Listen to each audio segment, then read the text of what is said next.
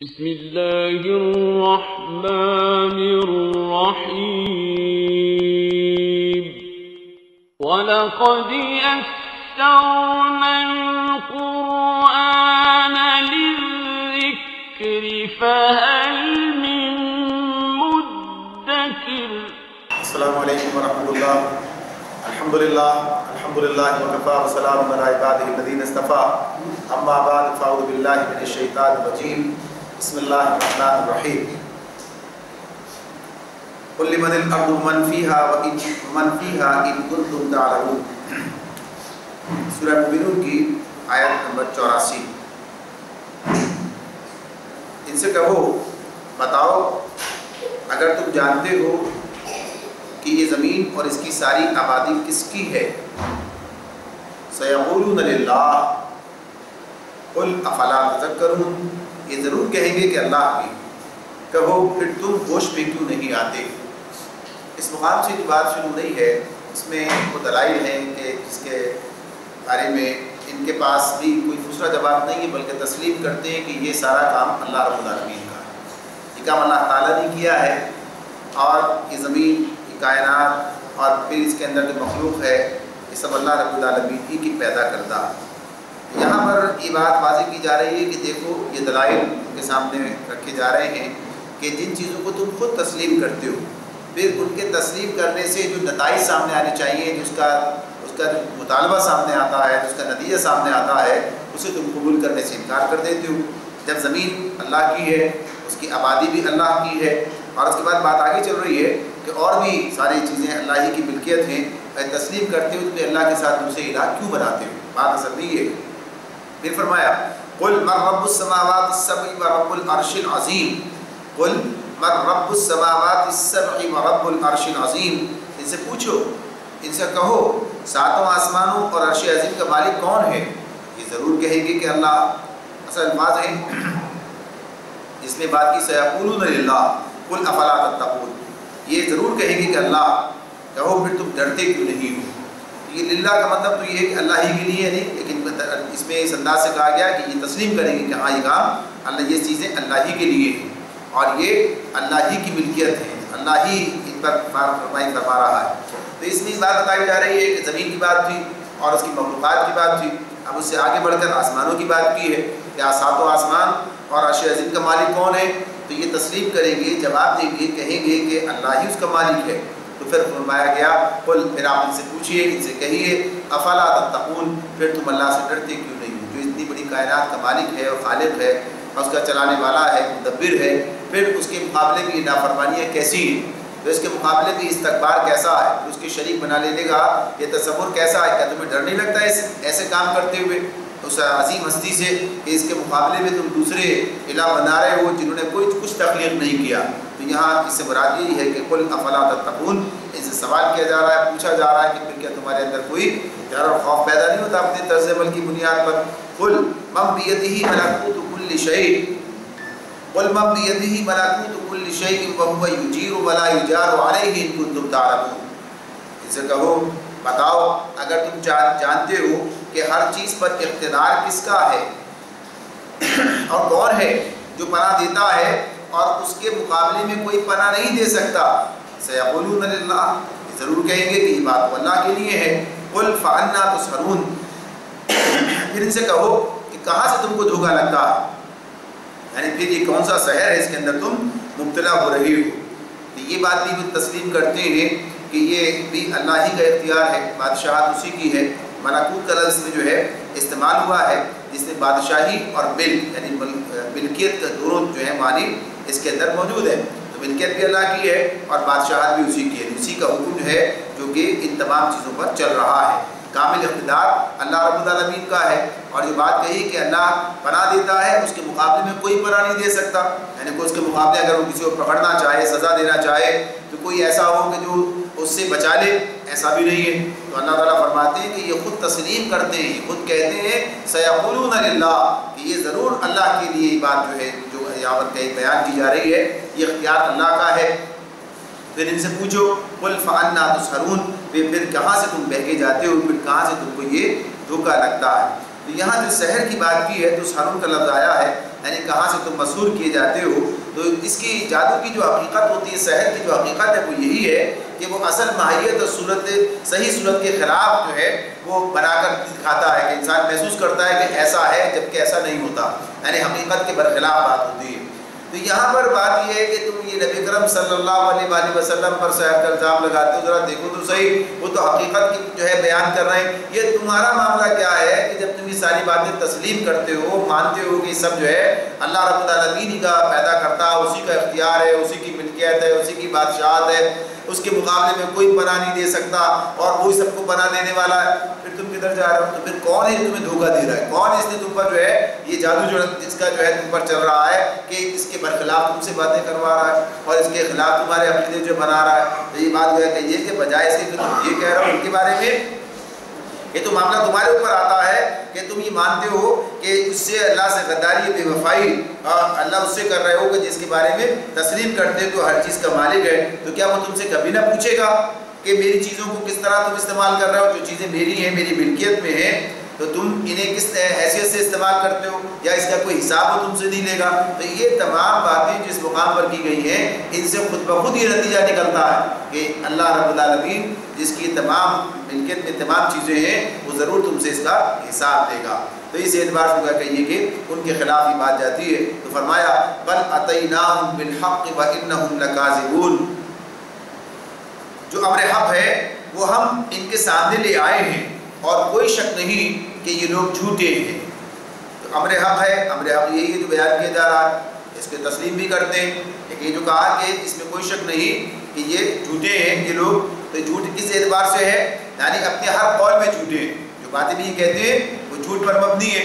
اگر یہ اللہ کے سوا کسی اور کو الہ بناتے ہیں، اس کی صفات میں، اس کے اختیارات میں، اس کے حقوق میں سے کوئی حصہ کسی اور کو دیتے ہیں، یہ سب کیا ہے؟ یہ غلط ہے، یہ جھوٹ ہے. یہ اللہ نے کسی کو بھی کوئی حصہ نہیں دیا. اللہ نے کی جو صفات جو اللہ کے لیے خاص ہیں وہ اللہ نے کسی اور کو اس سے تفویض نہیں کر دی ہے، کسی اور کے اندر وہ چیز نہیں پائی جاتی ہے. یہ اگر کہتے ہیں کہ ایسا ہے، یہ جھوٹ پر مبنی بات ہے. یہ اگر یہ کہتے ہیں کہ آخرت نہیں ہے، یعنی زندگی بعد موت کا انکار کرتے ہیں، یہ بھی غلط بات ہے یہ جو کہہ رہے ہیں. تو جو حقیقت ہے وہ تو اللہ نے واضح کر دی ہے. اب جو کچھ یہ کہہ رہے ہیں، جو باتیں بیان کرتے ہیں، یہ ساری باتیں غلط ہیں. اور جو اعترافات یہاں اس مقام پر قرآن مجید کے حوالے سے سامنے آ رہے ہیں کہ جو یہ کرتے ہیں، کہہ رہے ہیں کہ اللہ نے کیا، اس کا خود بخود یہ نتیجہ نکلتا ہے کہ جو کچھ یہ کہہ رہے ہیں یہ غلط ہے. جو عقیدے ان کے ہیں وہ اس کے مطابق نہیں ہے کہ جب تنہا اللہ مالک ہے، تنہا اسی کی ذات میں ساری چیزیں موجود ہیں، تو پھر کسی اور کے پاس کیا جواز ہے کہ اس کے طرف رجوع کیا جائے، یا اسے جب ملکیت اللہ تعالیٰ کی ہے تو کسی اور سے مانگنے کا کیا سوال پیدا ہوتا ہے؟ اگر پناہ اللہ دینے والا ہے تو کسی اور سے پناہ مانگنے کا کیا سوال پیدا ہوتا ہے؟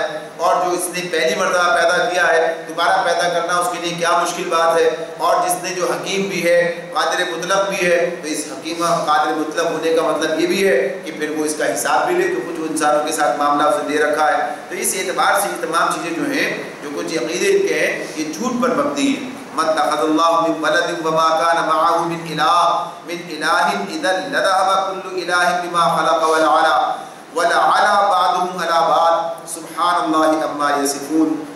اللہ نے کسی کو اپنی اولاد نہیں بنایا ہے اور کوئی دوسرا الہ اس کے ساتھ نہیں ہے. اگر ایسا ہوتا تو ہر الہ اپنی خلق کو لے کر الگ ہو جاتا اور پھر وہ ایک دوسرے پر چڑھ دوڑتے. یعنی یہ بات اس کے مقابلے میں اللہ رب العالمین نے مزید ایک اضافے کے ساتھ بیان کی کہ اللہ نے کسی کو اولاد نہیں بنایا. یعنی یہ جو مشرکین کا عقیدہ تھا کہ فرشتے جو ہیں یہ اللہ کی بیٹیاں ہیں، یعنی فرشتوں کو اللہ کی بیٹیاں قرار دیتے ہیں، اس کی اولاد کہتے ہیں ان کے لیے. تو بتا دیا کہ اللہ نے کسی کو اپنی اولاد نہیں بنایا، یعنی اس کی اولاد نہیں ہے اور نہ کسی کو اس نے یہ متبنہ بنا لیا ہے، نہ کسی کو یہ مقام دیا ہے. ایسی کوئی بات اللہ کے زمانے سے نہیں ہے. یہ اللہ پر افتراء ہے، جھوٹ گھڑنا ہے. اور پھر مزید دوسری بات یہ بتا دی اس کے ساتھ کوئی دوسرا الہ نہیں، کوئی اس کا ہمسر نہیں ہے. اگر ایسا ہوتا تو ہر الہ اپنی خلق کو لے کر الگ ہو جاتا، پھر وہ ایک دوسرے پر چڑھ دوڑتی. یعنی یہ کسی طرح بھی ممکن نہیں ہے کہ کائنات کی مختلف قوتوں اور مختلف حصوں کے خالق الگ الگ ہوں اس کے مالک الگ الگ ہوں، اور پھر ان کے درمیان ایسا مکمل تعاون پایا جائے، ایسی یکسانیت پائی جائے کہ اس پورے نظام عالم کی بے شمار قوتوں اور بے حد و حساب چیزوں میں، اور جو کچھ سارا کائنات کے اندر اندر تیار سیارے اور تارے سب چیز کے اندر اس طرح نظام فلکی جو تمہارے سامنے، اس سارے نظام کی ہم آہنگی یہ بتا رہی ہے کہ اقتدار ان سب پر ایک ہی ہستی کا ہے، یعنی کوئی اس کی مرکزیت پر، توحید پر جو ہے، وحدت پر یہ تمام نظام دلالت کرتا ہے۔ اگر ایسا نہ ہوتا اور متعدد ایسے ہستیاں ہوتی جن کے پاس یہ اختیار موجود ہوتا، تو ہر اپنے اختیار کے اندر جو ہے تصرف کرتا اور اپنی مرضی سے کرتا، تو اختلاف جو ہے لازماً رونما ہوتا، یعنی ناگزیر تک اختلاف نہ ہو، تو اختلاف ضرور ہوتا۔ اس لیے بتایا کہ اختلاف آگے بڑھ کر یہاں تک چلا جاتا کہ ایک دوسرے کے مد مقابل آ جاتے، جب با اختیار ہیں اور اپنی مرضی چلانا چاہتے ہیں تو ایک دوسرے کے مد مقابل آنے کا معاملہ بنتا ہے، اس لیے کہ یہ اس کی مرضی کچھ اور ہے، اس کی مرضی کچھ اور ہے، برابر کے لوگ ہیں، با اختیار ہیں۔ تو غرض یہ بتا دیا گیا کہ اللہ کے سوا کوئی الہ نہیں ہے، اور یہ دلیل قرآن مجید میں متعدد مقامات پر اللہ رب العالمین نے بیان کی ہے کہ اگر کسی اور کے پاس یہ اختیار ہوتا تو وہ بھی پھر اللہ کے مقابلے میں آ کر اپنا نظام چلانے کی کوشش کرتا۔ یہ جو نظام سارا کا سارا جو ایک وحدت کے طور پر سامنے آتا ہے، یہ سارا نظام اس طرح چل رہا ہے کہ ایک ہی ہستی سے چلانے والی نظر آتی ہے، اس کے اندر ہم آہنگی ہے، اور اس کی بنیاد یہی ہے کہ ایک اللہ ہی اس کی تدبیر کر رہا ہے۔ عالم الغیب والشہادۃ فتعالی عما یشرکون، وہ عالم ہے غیب کا اور شہادہ کا، کھلے چھپے ہر ایک چیز کا جاننے والا ہے، وہ بالاتر ہے اس شرک سے جو یہ لوگ کر رہے ہیں، یعنی اس کے بارے میں تجویز کرتے ہیں، اللہ اس سارے شرک سے بالاتر ہے۔ اور یہ جو صفت اس کی ہے عالم الغیب والشہادہ، یعنی غیب اور شہادت دونوں کا علم رکھنے والا، یہ صرف اللہ رب العالمین کے لیے، یعنی یہ کسی کے پاس یہ صلاحیت نہیں ہے کہ وہ کھلے اور چھپے ہر چیز کو جانتا ہو، صرف یہ اللہ رب العالمین کی بات ہے۔ آگے پیچھے یعلم ما بین ایدیہم وما خلفہم، یعنی جس کائنات کا نظام چلانے کے لیے جس درجے کا علم درکار ہے یہ کسی کے پاس موجود نہیں ہے، یعنی ویسے بھی اور بھی بہت ساری چیزیں اس حوالے سے سامنے آتی ہیں، لیکن جو خصوصیت سے باتیں ہیں، یعنی علم کی بات ہے، قدرت کی بات ہے، حکمت کی بات ہے، ان سب میں اللہ رب العالمین ہی مکمل ہے، کسی اور کے پاس نہ یہ قدرت ہے، نہ یہ علم ہے، نہ اس درجے کی حکمت ہے، یہ سب اللہ کے لیے، لہذا اللہ پاک اس شرک سے جو لوگ کر رہے ہیں۔ اور رب اما ترینی ما یوعدون، اللہ تعالیٰ نبی کرم صلی اللہ علیہ وسلم سے کہتے ہیں کہ آپ دعا کریں کہ جس عذاب کی دھمکی ان کو دی جا رہی ہے، رب فلا تجعلنی فی القوم الظالمین، اگر اے اللہ تو میرے موجودگی میں وہ لے کر آئے تو مجھے ان ظالم لوگوں میں شامل نہ کرنا۔ اور رب اما ترینی ما یوعدون رب فلا تجعلنی فی القوم الظالمین، نبی کرم صلی اللہ علیہ وسلم کو اللہ تعالیٰ یہ ہدایت دے رہے ہیں، بتا رہے ہیں کہ آپ کہیے، یعنی آپ دعا کیجئے رب کو، اپنے رب سے، اور وہ دعا کیا ہے کہ جس عذاب کی دھمکی ان کو دی جا رہی ہے اگر وہ میری موجودگی میں تو لائے تو اے میرے رب مجھے ان ظالم لوگوں میں شامل نہ کیجیے۔ یہ بات اپنی جگہ پر ہے کہ نبی کرم صلی اللہ علیہ وسلم کا اس عذاب کا شکار ہو جانا ظاہر سی بات ہے کہ آپ تو خود اس کی اصلاح کا کام کر رہے ہیں۔ قرآن مجید خود یہ بات واضح طور پر بیان کرتا ہے، بار بار بیان کرتا ہے کہ جب اہل ایمان اہل کفر کے مقابلے میں اپنی ذمہ داریاں ادا کر رہے ہوتے، انہیں دعوت دین کی طرف دے رہے ہوتے، داعی اللہ کی حیثیت سے اپنی ذمہ داری ادا کر رہے ہوتے، مصلح کی حیثیت سے اصلاح کی کوششیں کر رہے ہوتے، تو جب عذاب آتا ہے تو اللہ ان لوگوں کو بچا لیا کرتا۔ یعنی بات قرآن مجید میں متعدد مقامات پر بیان ہوئی، اور یہ بھی کہا اللہ تعالیٰ نے، قرآن مجید یہ بات کہتا ہے کہ اللہ تعالیٰ کہتے ہیں کہ اللہ پر یہ حق ہے کہ وہ مومنوں کو بچائے، یعنی یہ بھی اللہ تعالیٰ فرماتے ہیں۔ پھر اس کے بعد یہ بات کہنا کہ آپ دعا کیجئے، اس سے یعنی یہ بات اب گویا کہیے کہ ان لوگوں کو بتائی جا رہی ہے، نبی اکرم صلی اللہ علیہ وسلم کے سے یہ بات کہہ کر ان لوگوں کے سامنے بات رکھی جا رہی ہے کہ دیکھو صورتحال کیا ہے، یعنی رسول بھی اس معاملے میں اتنا وہ اس درجے میں بے خوف نہیں ہے اور اس سے بالکل مطمئن نہیں ہے کہ عذاب آئے گا تو کوئی پرواہ کی بات نہیں ہے، بلکہ یہ دعا کرتے ہیں ساتھ ساتھ، حالانکہ یہ بات موجود ہے کہ اللہ کی مدد ان کے شامل حال ہوگی، مگر اس کے باوجود یہ عذاب ایسی چیز ہے کہ اس سے بچنے کی دعا کی جا رہی ہے، اس سے بچنے کی فکر کی جا رہی ہے، اس سے بچنے کی دعا کی جا رہی ہے۔ تو اس طرح سے یہ بات جو اس کے اندر واضح کی جا رہی ہے، ان کا حال کیا ہے، یہ عذاب مانگ رہے ہیں، یہ عذاب کا انتظار کر رہے ہیں، یہ عذاب کا مطالبہ کرتے ہیں، اور اللہ رب العالمین نبی کرم صلی اللہ علیہ وسلم سے بات کہتے ہیں کہ یہ اس میں آپ یہ دعا کیجئے. اور اسی میں یہ بات بھی آ جاتی ہے کہ یہ اللہ کے عذاب کی کیفیت ہے کہ اس سے ڈرتے ہوئے آدمی ڈرتا ہے اس سے کہ اگر اس کی موجودگی میں آئے تو کہیں کوئی حصہ اس کے حصے میں نہ آ جائے. یعنی اجتماعی عذاب جب آتا ہے تو اس کا امکان ہو سکتا ہے کہ کوئی تکلیف اس سے بھی پہنچ جائے, تو اپنے آپ کو اس سے بچانا. تو اس معاملے میں یہ چیز جو ہے اس یہاں پر واضح کی گئی ہے. نبی صلی اللہ علیہ وسلم کی دعا سکھائی گئی, ربی فلا تجعلنی فی القوم الظالمین وَإِنَّا عَلَىٰ أَن نُرِيَكَ مَا نَعِدُهُمْ لَقَادِرُونَ. اور حقیقت یہ ہے کہ ہم تمہاری آنکھوں کے سامنے ہی وہ چیز لے آنے کی پوری قدرت رکھتے ہیں جس کی دھمکی ہم انہیں دے رہے ہیں. یعنی یہ عذاب ان پر آ سکتا ہے, اللہ کا اختیار ہے, اس کی قدرت میں اس طرح سے یہ چیز موجود ہے. لیکن اگر کوئی کام نہیں کر رہا ہے تو اس کی حکمت ہے کہ اس کے تحت اس نے انسانوں کو مہلت دے رکھی ہے, انہیں موقع دیا ہوا ہے کہ یہ اس موقع سے فائدہ اٹھائیں, اس مہلت سے فائدہ اٹھائیں اور اپنے آپ کو بچانے کی کوشش کریں, یعنی اس کے لیے ایمان لے کر آئیں. پھر آگے فرمایا ادفع باللتی ہی احسن السیئہ نحن اعلم بما یصفون. اللہ تعالیٰ نبی کرم صلی اللہ علیہ وآلہ وسلم کو اب یہ ہدایت دیتے ہیں دعوت کے اعتبار سے, اے محمد صلی اللہ علیہ وسلم برائی کو اس طریقے سے دفع کرو جو بہترین ہو. جو کچھ باتیں وہ تم پر بناتے ہیں وہ ہمیں خوب معلوم ہے. یہاں پر جو بات یہ ادفع باللتی ہی احسن کی آ رہی, احسن السیئہ کی آ رہی ہے, یہ بات قرآن مجید میں اور مقامات پر بیان ہوئی ہے. یعنی دعوت کا یہی اسلوب ہے, دعوت کا یہی طریقہ ہے اور اصلاح کا یہی میدان ہے. اصلاح اسی طرح سے ممکن ہے. اگر برائی کے مقابلے میں برائی کی جائے, ظلم کے مقابلے میں ظلم کیا جائے, زیادتی کے مقابلے میں زیادتی کی جائے, ظاہر سی بات ہے کہ زیادتی میں اضافہ ہوگا, ظلم میں اضافہ ہوگا, برائی میں اضافہ ہوگا. لیکن اگر برائی کے مقابلے میں بھلائی کی جائے, ظلم کے مقابلے میں عدل کیا جائے, اس اعتبار سے کیا ہوگا کہ ظلم کا خاتمہ ہوگا, برائی کا خاتمہ ہوگا, ناپاکی کو پاک ذریعے سے دور کیا جائے. اس کے اندر برائیوں کے مقابلے بھلائیاں جو ہے پروان چڑھائی جائیں, برائیاں گھٹیں گی, بھلائیاں جو ہے پھیلے گی, آگے بڑھے گی. تو اس طرح سے دعوت کا یہ اسلوب ہے جو اللہ رب العالمین نے داعی اللہ, داعی الحق کو بار بار ان کے سامنے بات رکھی ہے, انہیں بتایا ہے کہ کس طریقے سے انہیں اس کام کو انجام دینا چاہیے. سورہ حمیم سجدہ میں اس کو اور زیادہ واضح طور پر اللہ نے وہاں پر بیان کیا ہے, اور سورہ اعراف میں بھی ہم نے اس کو پڑھا ہے, اور متعدد مقامات اس طرح کے گزرے ہیں. اس میں اللہ تعالیٰ نے یہ بات ہمیں بتائی ہے, ہدایت دی ہے نبی کرم صلی اللہ علیہ وسلم کو اور ان کے ذریعے سے ہمیں, کہ ہمیں دعوت کے میدان میں کیا طریقہ اختیار کرنا چاہیے. عام طور پر معاشرے میں جو برائیاں پھیلی ہوئی ہوتی ہیں, خرابیاں موجود ہوتی ہیں, تو آدمی ان کے مقابلے میں کہتا ہے اس کا رویہ یہی ہوتا ہے, ایک عام آدمی کا رویہ یہی ہوتا ہے, سب یہی کر رہے ہیں, ہم بھی یہی کر رہے ہیں. یعنی اگر سارے لوگ لا کر کوڑا باہر پھینکتے ہوں اور ہم بھی اسی کام میں کریں, اسی کام کو شروع کر دیں, کسی نے ہمارے دروازے میں لا کر پھینکا, ہم نے اس کے دروازے میں جا کر پھینک دیا, نتیجہ کیا نکلے گا؟ کوڑے میں اضافہ ہوگا, کوڑے میں اضافہ ہو جائے گا.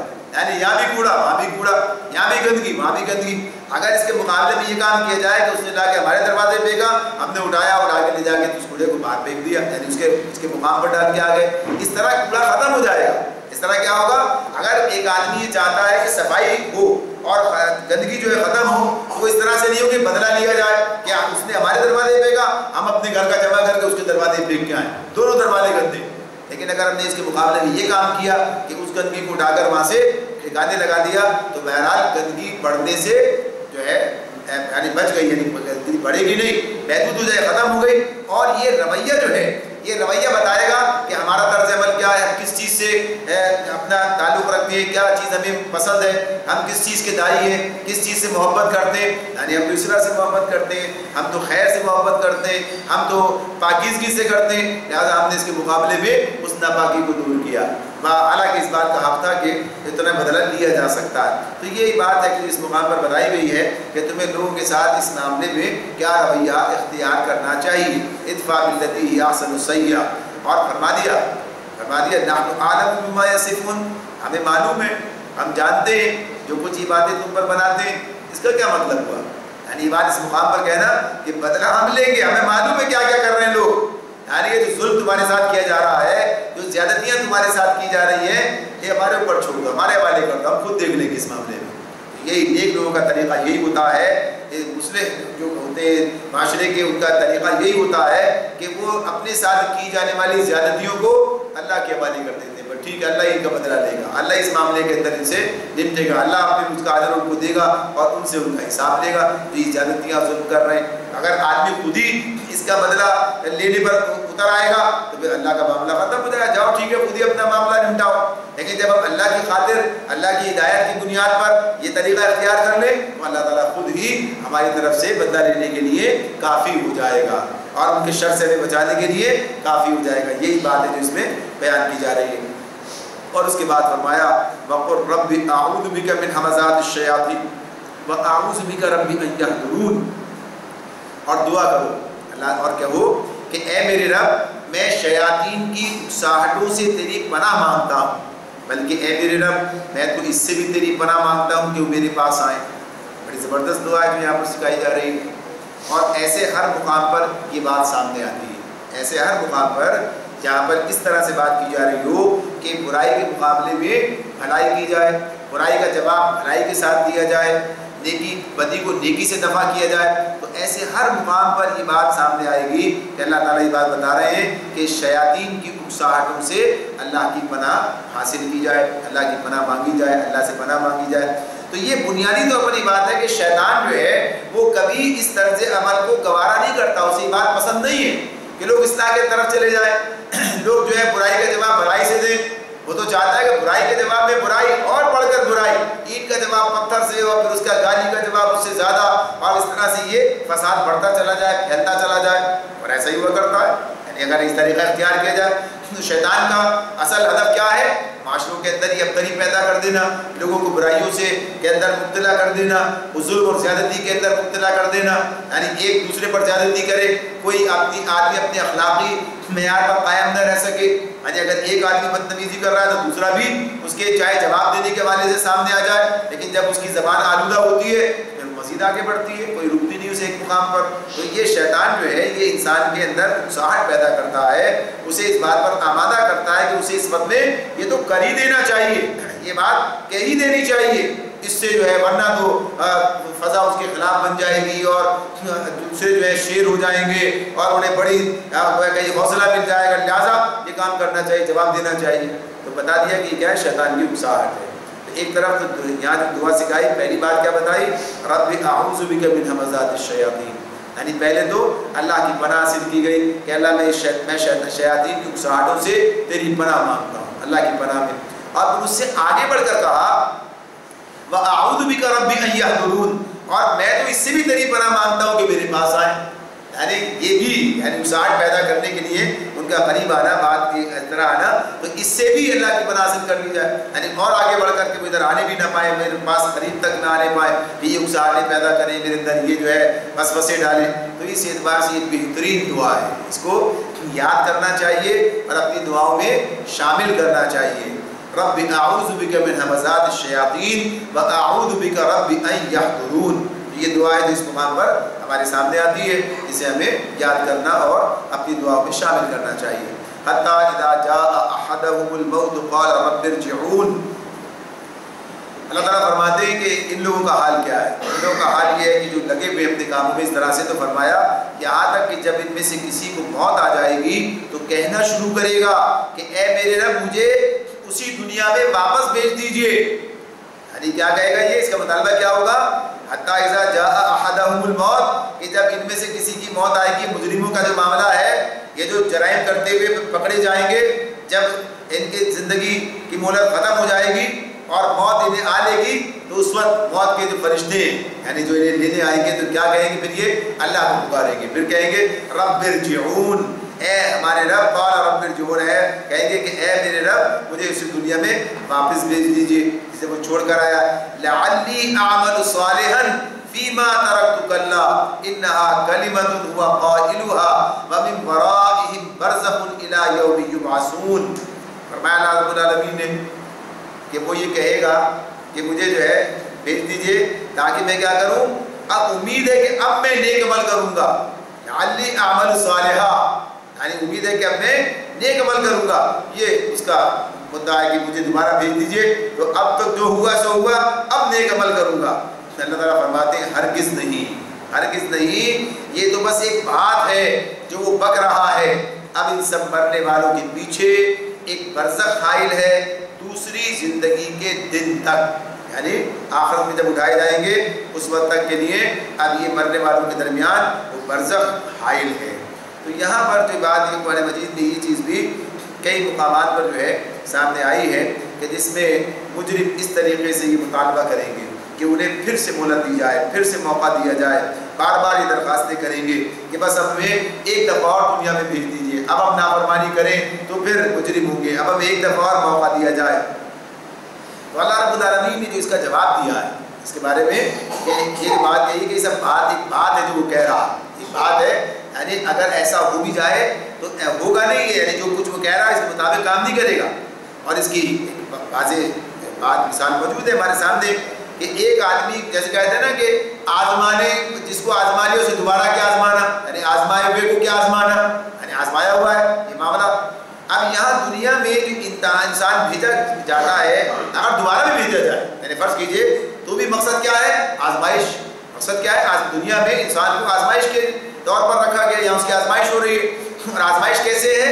آزمائش ایسے ہے کہ اس کے یعنی وہ حقیقت جو ہے جو قرآن بیان کر رہا ہے اور جو آفاق و انفس کے یعنی علامتوں سے واضح ہے، یہ اس پر ایک غیب کا پردہ پڑا ہوا ہے۔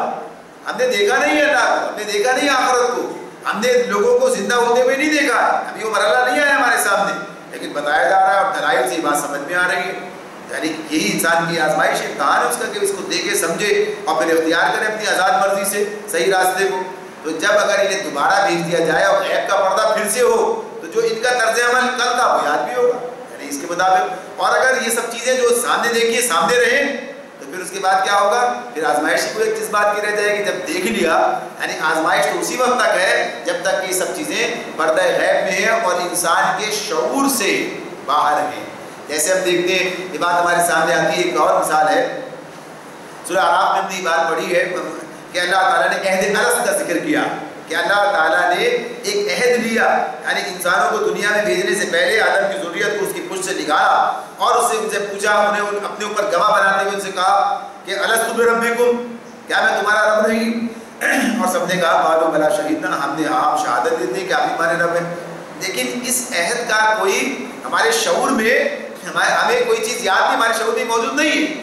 ہمارے شعور اللہ نے اس کو ہمارے لاشعور میں ڈال دیا ہے۔ اس کی بنیاد پر انسان جو کسی نہ کسی کو رب بنا رہا ہوتا، یعنی اس معاملے میں یہ چیز اس کے اندر موجود ہے، کسی کی بڑائی کو تسلیم کرنا، یعنی اس کے اندر موجود ہے یہ بات۔ لیکن شعور کے اندر یہ بات، اگر یہ بات ہمارے سامنے رہتی، شعور میں رہتی، تو امتحان کا آزمائش کا وہ پہلو جو ہے معدوم ہو جاتا، وہ بات باقی نہ رہتی کہ وہ چیز تمہارے ذہن میں موجود ہے۔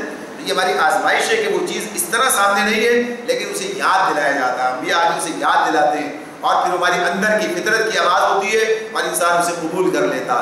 تو یہ اہتمام تو اللہ نے کیا، تو جن لوگوں نے پہلے ان چیزوں کو رد کیا وہ دوبارہ بھی رد کریں گے۔ تو اس اعتبار سے کہہ دیا گیا کہ ان کے لیے کوئی مہلت دوبارہ نہیں ہے، کیونکہ یہ ایک بات تو یہی ہے کہ مہلت ہے ہی ایک مرتبہ، دوسری مرتبہ کا سوال ہی کوئی نہیں ہے، اور یہ بھی کہ اگر ایسا ہو تو بھی کوئی انہیں فائدہ نہیں ہوگا۔ یہ باتیں جو یہ بنا رہے ہیں اور جیسے کہ ابھی نے بتایا جا رہا اب سمجھنے کے لیے تیار نہیں۔ اور پھر ہی جو کہا کہ وَمِن وَرَائِهِمْ بَرْزَخٌ، اب ان سب کے پیچھے ایک برزخ حائل ہے۔ تو یہ برزخ کی جو بات ہے، یہ برزخ کیا چیز ہے؟ یعنی دنیا اور آخرت کے درمیان، یہ جو ہے یہاں سے دنیا سے چلے گئے اور آخرت کے داخل نہیں ہوئے، یعنی اب درمیان ہے، یعنی قیامت کے بعد بھی وہ آخرت کا مرحلہ جو ہے وہ سامنے آئے گا۔ تو اب جو درمیان کی جو یہ جگہ ہے کہ اس حد فاصل میں جہاں لوگ ٹھہرے ہوئے مرنے والے قیامت تک یہ دنیا اور آخرت کے درمیان کی اس حد فاصل میں ٹھہرے رہیں گے، یعنی یہ ایک روک ہے۔ برزخ کا مطلب کیا ہے؟ یہ ویسے جو پردے کا محرک یعنی پردہ کے روک کے لیے، پردہ ادھر سے ادھر نہیں آتی کوئی چیز۔ تو اب دنیا میں واپسی ناممکن ہے، یعنی اب ادھر ہی کوئی شخص جو دنیا سے چلا گیا، یعنی اس میں یہ بات بالکل واضح ہے۔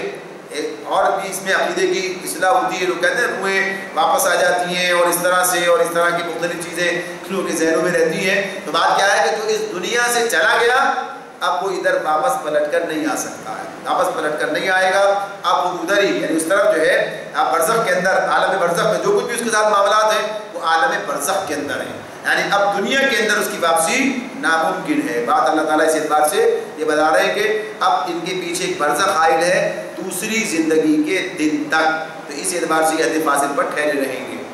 فَإِذَا نُفِخَ فِي الصُّورِ فَلَا أَنْسَابَ بَيْنَهُمْ يَوْمَئِذٍ وَلَا يَتَسَاءَلُونَ. فرمایا پھر جو ہی کہ سور پھونک دیا گیا ان کے درمیان پھر کوئی رشتہ نہ رہے گا اور نہ وہ ایک دوسرے کو پوچھیں گے، یہاں جو مضمون شروع ہو رہا ہے اب یہ اس کیفیت اس بات کے بارے میں ہے، یعنی نفخ صور کا دوسرا مرحلہ. نفخ صور کے بارے میں یہ بات آتی ہے، ایک تو وہ ہے کہ جس وقت میں ایک صور پھونکا جائے گا اور قیامت برپا ہو جائے گی، یعنی سب مر کر گر کر مر جائیں گے، یعنی یہ کیفیت ہوگی. پھر ایک نفخ صور بعد میں ہوگا جس پر تمام لوگ دوبارہ سے زندہ ہو جائیں گے. تو یہ بات اس مقام پر بیان ہو رہی ہے.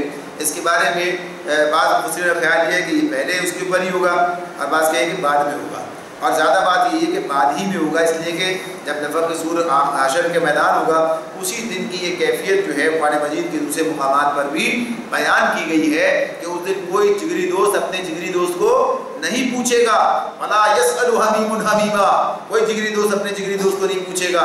اور مجرم کی بات کیا بتائی؟ يَوَدُّ الْمُجْرِمُ لَوْ يَفْتَدِي مِنْ عَذَابِ يَوْمَئِذٍ بِبَنِيهِ وَصَاحِبَتِهِ وَأَخِيهِ وَفَصِيلَتِهِ الَّتِي تُؤْوِيهِ وَمَنْ فِي الْأَرْضِ جَمِيعًا ثُمَّ يُنْجِيهِ. یعنی مجرم چاہے گا کہ اپنی اولاد اور بیوی اور بھائی اپنی حمایت کرنے والے قریب ترین قربے اور دنیا بھر کے لوگوں کو فدیے میں دے اور عذاب سے بچ جائے. یعنی یہ کیفیت اس دن کی بات ہے، یہ کیفیت ہوگی. یہ کن لوگوں کے بارے میں بات ہو رہی ہے؟ یہ مجرمین کے بارے میں بات ہو رہی ہے. مجرمین کے ساتھ یہ معاملہ ہوگا. نیک لوگ تو ان کی کیفیات کی بات الگ ہے، انشاءاللہ اس کو اگلے نشست میں کرتے ہیں. اللہ رب العالمین ہمیں سمجھنے عمل کرنے کی توفیق عطا فرمائے. وآخر دعوانا ان الحمد للہ رب العالمین.